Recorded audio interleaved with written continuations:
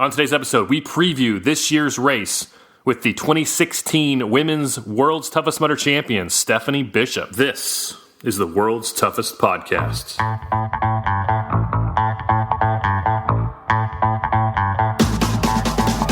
Welcome to the World's Toughest Podcast, where we talk about any obstacle course race you'd like, as long as that's World's Toughest Mudder.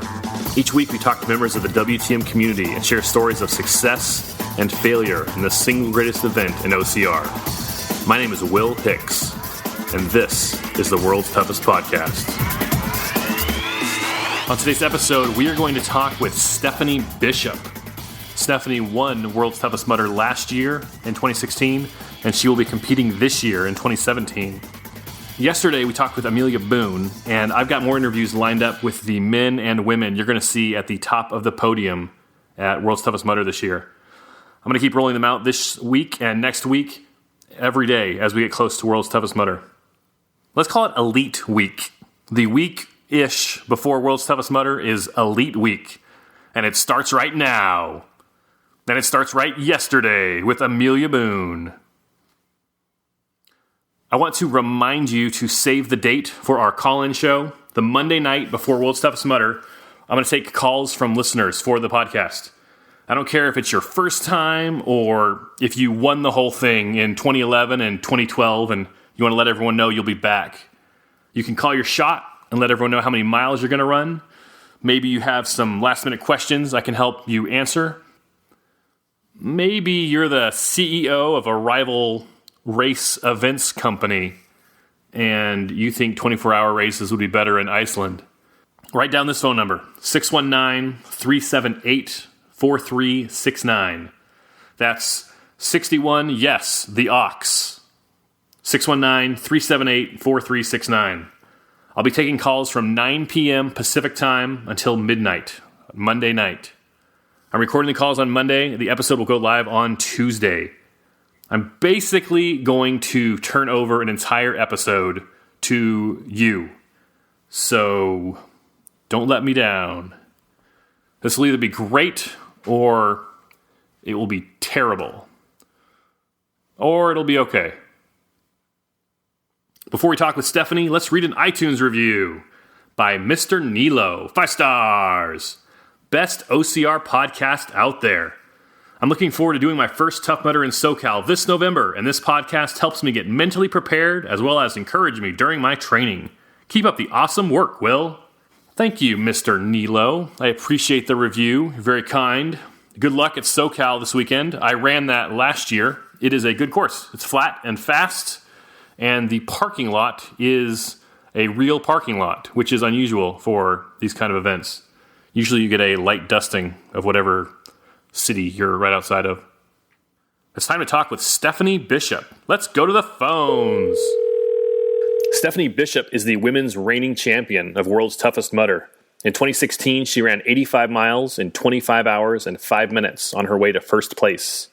This year, she will defend her title against a stacked field of women at Lake Las Vegas on November 11th. I'm pleased to welcome Stefanie Bishop to the show. Hey, Stefanie. Hey, how are you? Good. How are you? I am doing well. Thanks for a little chit-chat. Stefanie, how has your year as reigning champion been? It's been a lot of fun. I've been, getting a lot of great opportunities. I've worked a lot with Tough Mudder, filmed some coachified videos, some really fun press stuff in New York City. It's been a blast. I really enjoyed it. You were announced as one of the members of the first ever Tough Mudder Pro team with Ryan Atkins, Lindsey Webster, and Hunter McIntyre. What's it like hanging out with such elite company? It's great. I mean, they are that to be kind of grouped together with those athletes is quite the honor, to say the least. Lindsey's been dominating every single thing that she does, same with Ryan as well as Hunter, and everybody has their strengths, and it's been a blast, and they're just great people, really down to earth, and we've had fun, doing things together, and I can't wait to see what the future holds. You were featured on an episode of this year's road to World's Toughest Mudder. What was it like having a film crew follow you around when you're training?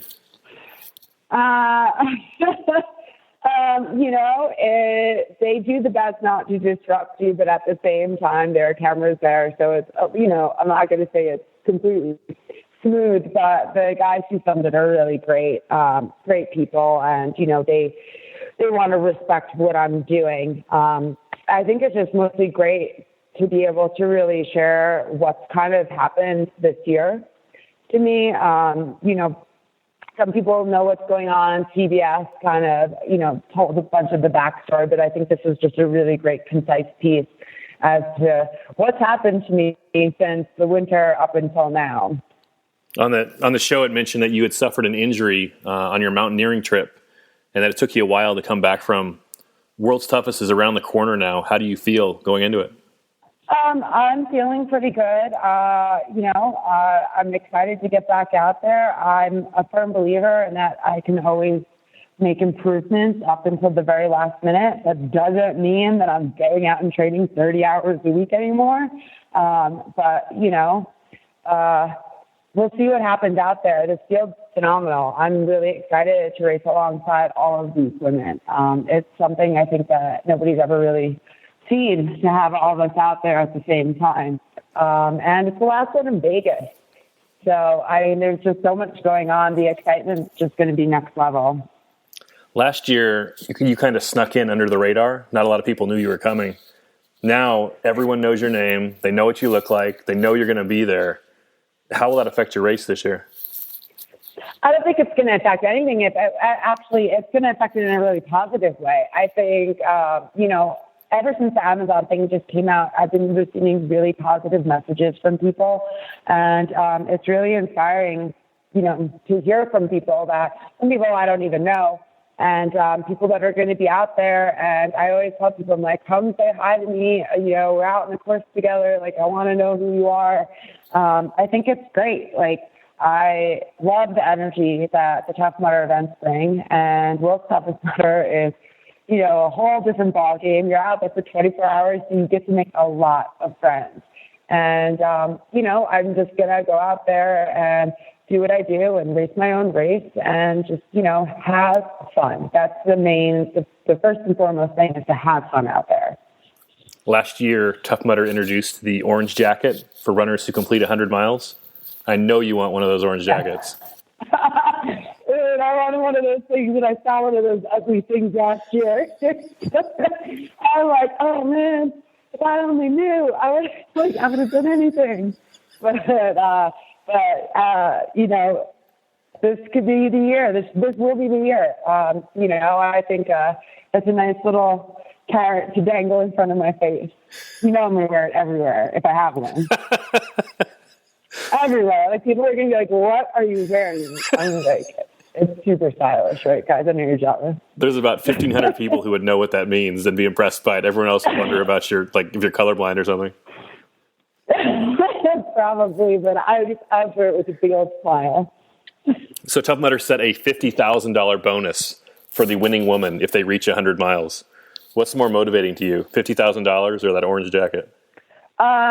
Right. $50,000 is super nice. It's kind of funny. It's actually the orange jacket. I've been fixated on it for almost a year now. Money comes, money goes. An orange jacket you'll have forever. Let's talk some specifics of the race. What's your fueling strategy? Well, I've had to change a lot of things up because of my whole issue that I dealt with for the first half of the year, pretty much, with my stomach. It's made me kind of have to go back and re-experiment what works and what doesn't work.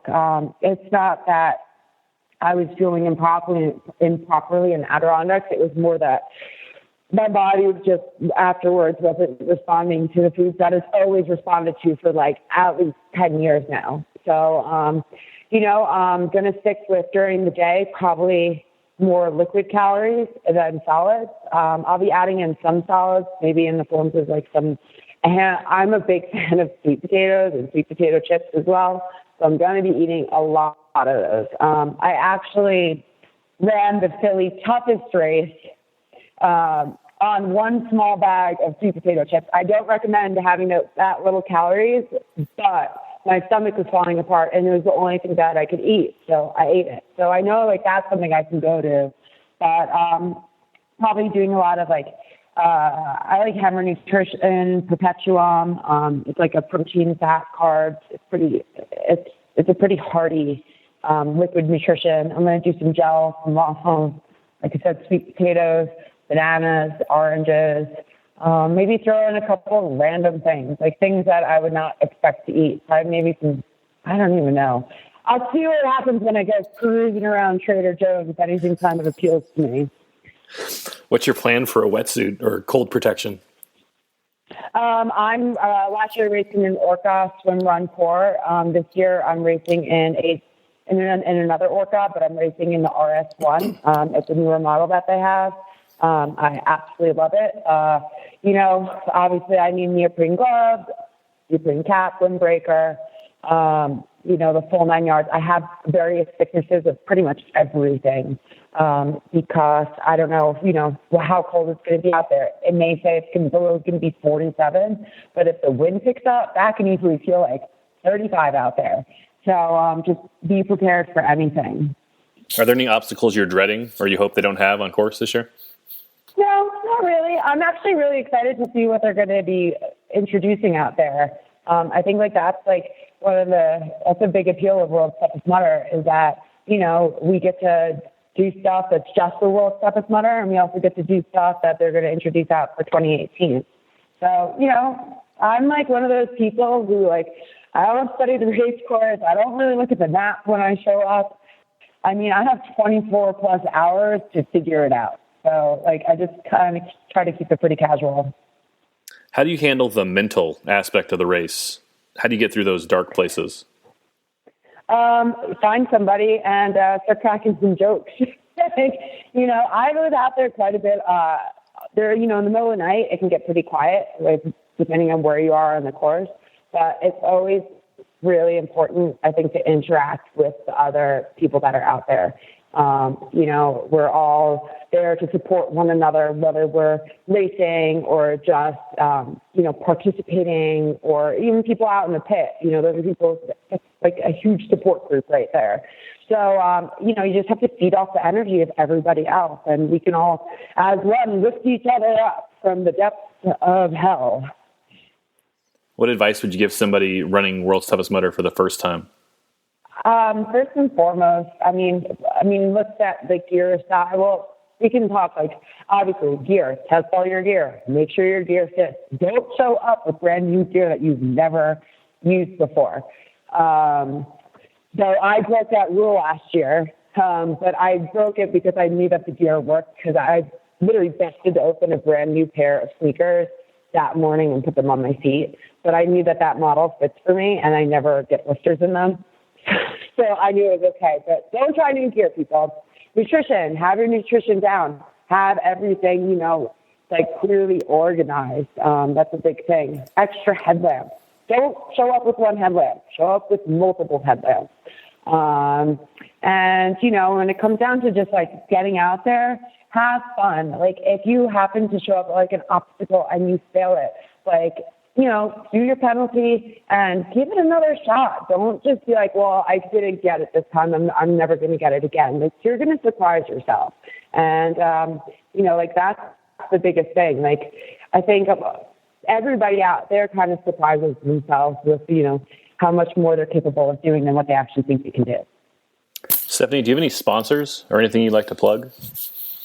Obviously Tough Mudder for its team. It's been a blast, and it's been fun. And next year with that new Tough Mudder schedule, it's not even fully released, I don't think, but there's so much going on. I'm just really excited to get out and be healthy and to, be racing a lot. Stefanie, last thoughts on World's Toughest Mudder 2017? No, I actually haven't really been thinking about it too much. People send me 2 weeks or 20 days, and I'm like, don't give me a countdown. I don't want to know a countdown. It comes when it comes, and it's just going to be. And I said it in the Amazon thing. It's like one big dance in the desert. I just feel like it's like Burning Man meets NASCAR or something.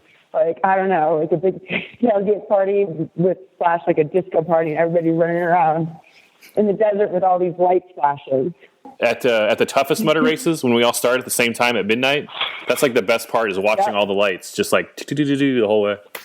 Oh, it's amazing. And every time I go underneath a giant wedgie, because it was one of my favorites, literally it would like all the lights would blink over your head. And I was like, it's like going to the nightclub. She's like, they get me like, what are you talking like? You're nuts. And I'm like, no, like, have fun. Take it in, people. Like, this is great. Special thanks to Stefanie Bishop for appearing in this episode. Well done, Stefanie. She is one of the nicest, most genuine women you will ever meet. Seriously, though, everyone I've met through Tough Mudder is like that. Seriously, though, almost everyone I've met through Tough Mudder is like that. Don't forget to save the date for Monday night for our call-in show. But before that, leave us a review on iTunes. I will talk to you tomorrow as Elite Week continues. See you soon, guys.